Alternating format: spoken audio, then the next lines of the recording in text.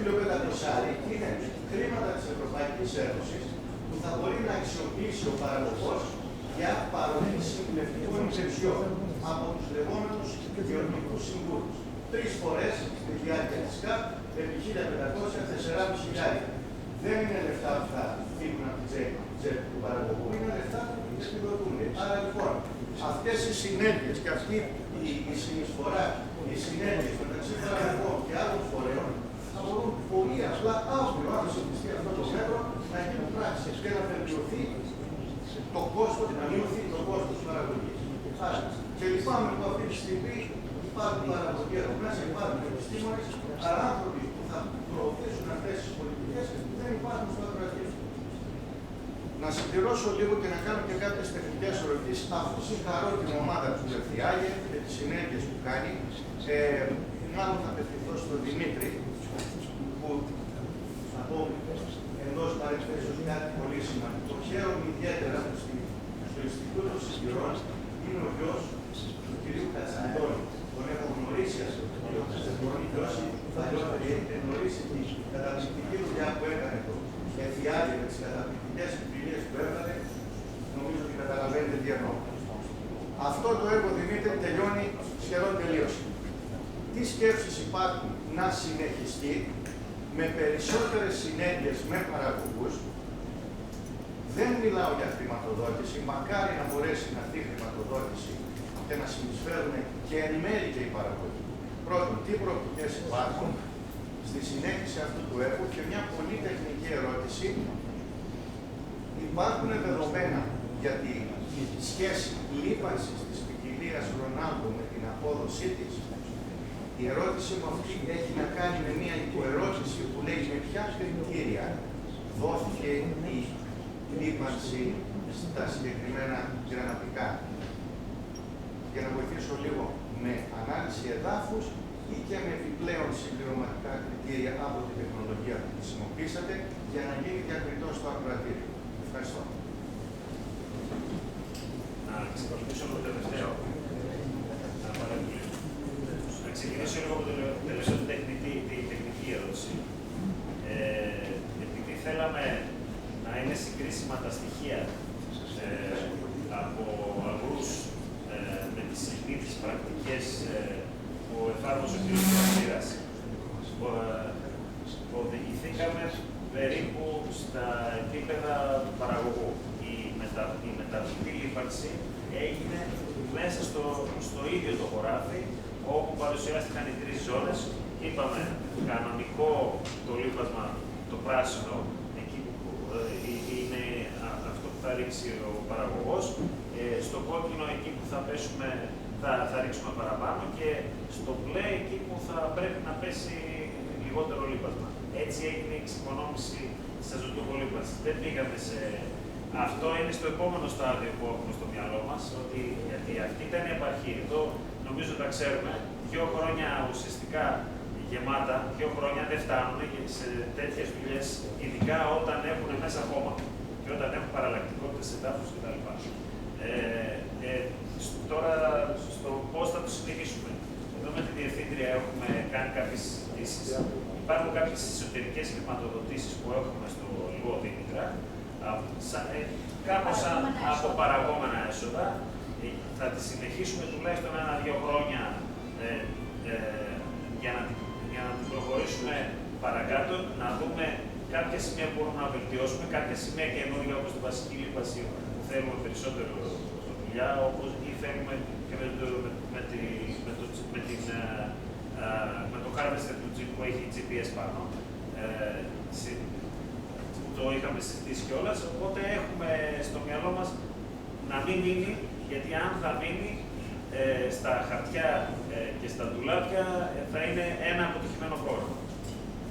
Από εδώ και πέρα είναι ένα πάλι που συζητήσαμε πριν μια εβδομάδα στην Ιταλία, όλα τα ερευνητικά προγράμματα που δίνει η Ευρωπαϊκή Ένωση, αλλά και που θα πρέπει να έχουμε στο μυαλό μας, πρέπει να δίνουν ένα τελικό προϊόν, είτε στον παραγωγό, είτε σε οποιοδήποτε χρήστη ή στον καταναλωτή.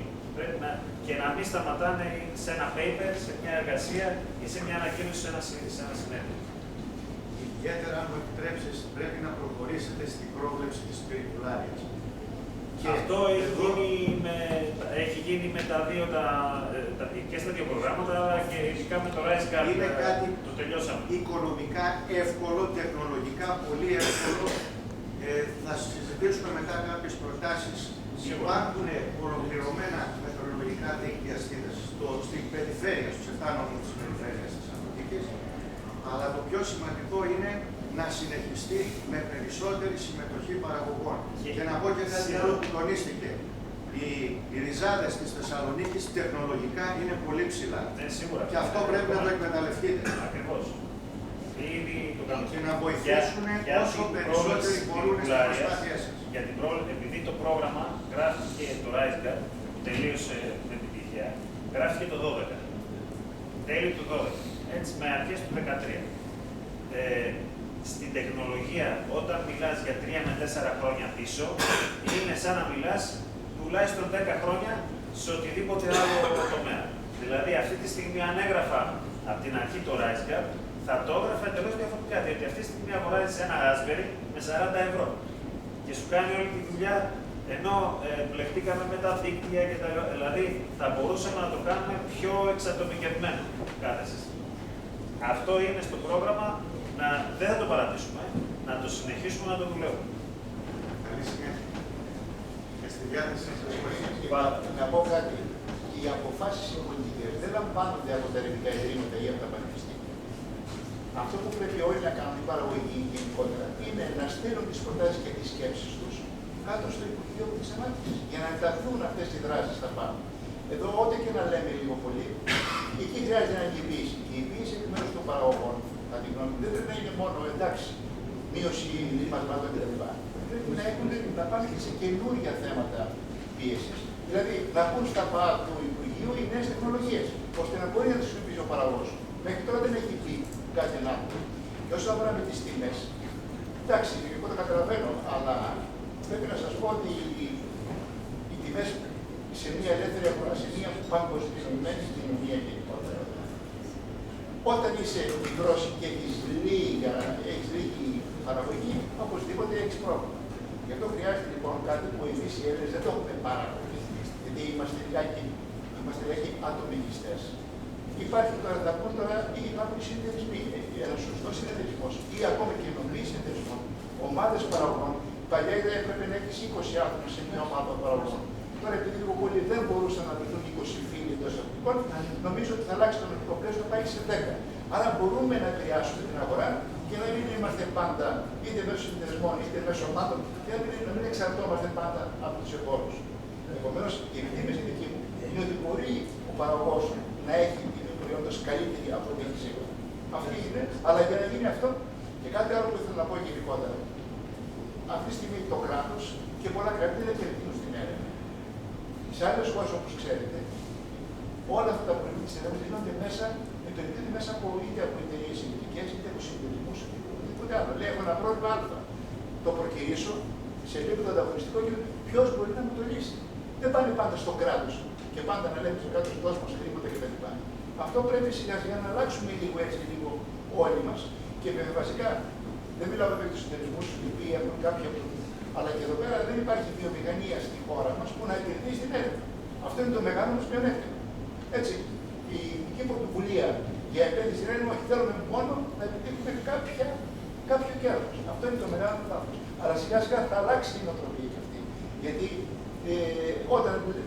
όταν η κάνολα από το δημόσιο είναι λίγη, πώς κάποιος θα λύσει το πρόβλημά του. Θα αναγκαστεί να βρει άλλες λύσεις. Έτσι. Ένα άλλο έτσι, σαν πρόταση. Σίγουρα νομίζουμε σαν Ινστιτούτο ότι θα πρέπει να επενδύσουμε και στο πράσινο προϊόν και στην βιολογική γεωργία. Τώρα στο ΡΙΖ υπάρχουν κάποιες συγκεκριμένες δυσκολίες και κυρίως γιατί το καταλαβαίνω, οι αγροί που χρησιμοποιείται έχουν χρησιμοποιηθεί για πάρα πολλά χρόνια και έχουν επιβαρυνθεί ιδιαίτερα. Οπότε σίγουρα υπάρχουν πηγές από τα ίδια τα ενδογενείς που λίγο δυσκολεύουν την κατάσταση. Εμείς έχουμε ήδη προμηθευτεί κάποιο μηχάνημα μεταφυτευτή και σκοπό σκοπεύουμε κάποιο πρωτόκολλο να δημιουργηθεί στο μέλλον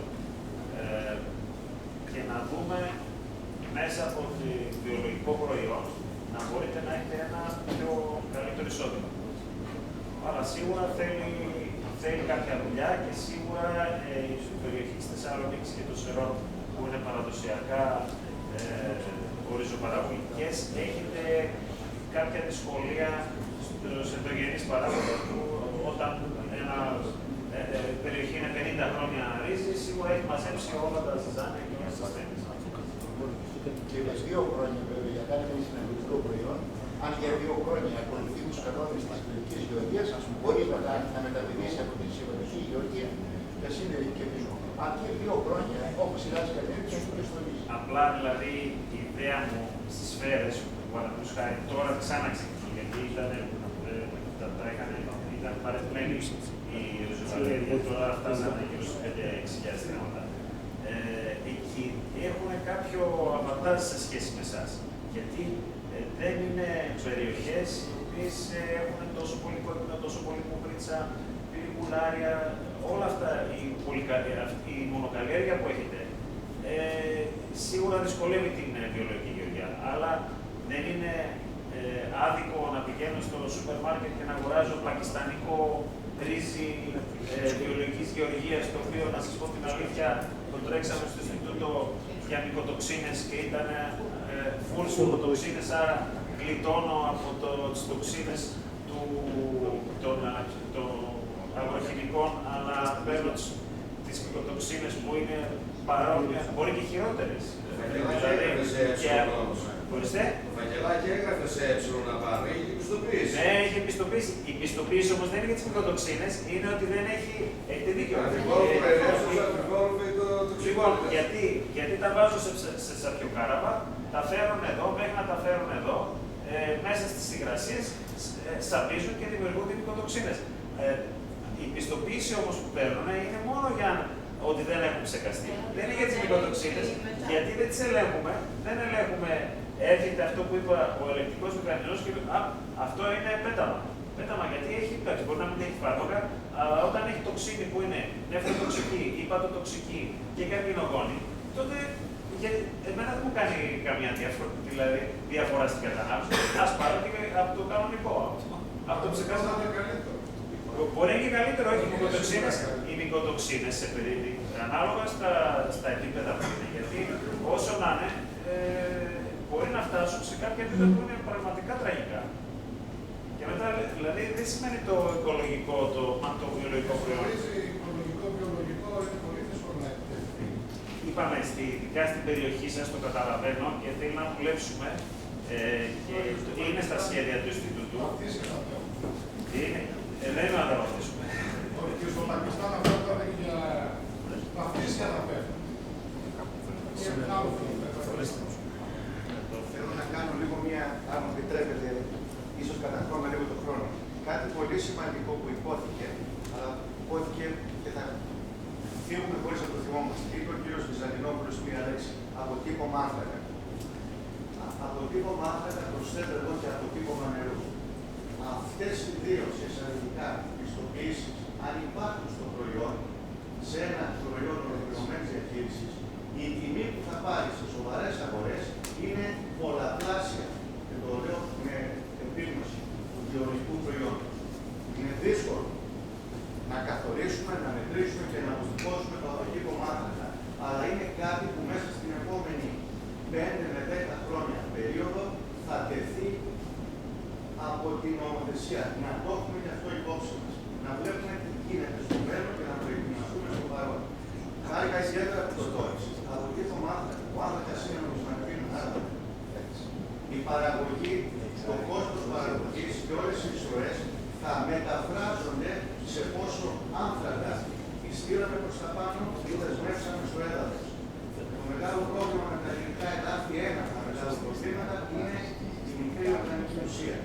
Συν ότι με τις διαχειριστικές πρακτικές που κάναμε έχουμε καταστρέψει την μικροχλωρίδα, τους ωφέλιμους μικροοργανισμούς. Αυτό είναι εύκολο διαχειριστικά. Τους προσθέτουμε εύκολα. Άρα ας σκεφτούμε λιγάκι για διαχειριστικές πρακτικές βρουν κόστους που θα μπορέσουν να αυξήσουν το προϊόν, τη τιμή του παραγωγού. Δυστυχώς. Εγώ ίσως λίγο διαφωνήσω με τον κύριο Ζαντινόπουλο. Δεν μπορούμε να επηρεάσουμε τις τιμές. Είναι χρηματιστήριο. Το μεγάλο πρόβλημα στην Ελλάδα σε σχέση με την Ευρώπη είναι η σχέση τιμών παραγωγού καταναλωτή. Στην Ελλάδα είναι περίπου 1/6, 1/7 για όλα τα προϊόντα στους όρους. Στην Ευρώπη 1/2. Τι γίνεται να διάμεσα, το ξέρετε όλοι σας πολύ καλύτερα. Αυτό το πράγμα, αν το συμπιέσουμε από μόνο του, να παίρνει περισσότερα λεφτά για το προϊόν του παραγωγός και λιγότερα να πληρώνει ο καταναλωτής, είναι τεράστια αυτή η ψάχνη. Εκεί μέσα βρίσκεται η λύση στον πρόβλημα. Το 1/6 να το κάνουμε 1/4, 1/3. Να φτάσουμε τον ευρωπαϊκό μέσο όρο. Και να πω και κάτι ανατακτικό. Δεν κατάλαβα γιατί να πληρώνουμε δηλώσεις ώστε στην Ελλάδα, όταν σε όλες τις χώρες δεν πληρώνουν, έχετε υπολογίσει πόσα λεφτά έχει εξοδέψει στις δηλώσεις όλες τα τελευταία 15 χρόνια. Δεν είναι κόστος αυτό. Κάποτε ήταν δάτα. Έπρεπε και πρέπει να είναι. Συγγνώμη για την